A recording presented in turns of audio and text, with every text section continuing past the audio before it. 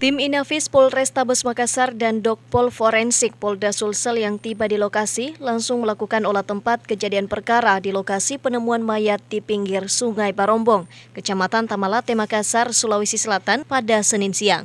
Penemuan mayat jenis kelamin perempuan tanpa identitas tersebut terlebih dahulu ditemukan seorang nelayan saat hendak melaut. Petugas yang menerima informasi langsung mendatangi TKP dan menemukan sosok mayat dalam kondisi terbungkus kain seperti tergeletak di pinggir sungai. Dari hasil olah TKP sementara, kuat dugaan sebelum mayatnya dibuang ke sungai, korban terlebih dahulu dianiaya.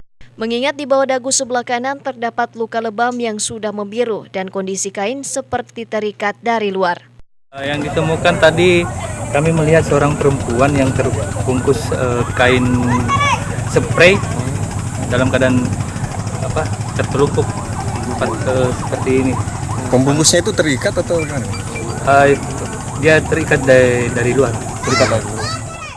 Guna kepentingan penyelidikan, jasad korban selanjutnya dibawa ke Rumah Sakit Polri Bayangkara Makassar sambil menunggu pihak keluarga untuk dilakukan otopsi.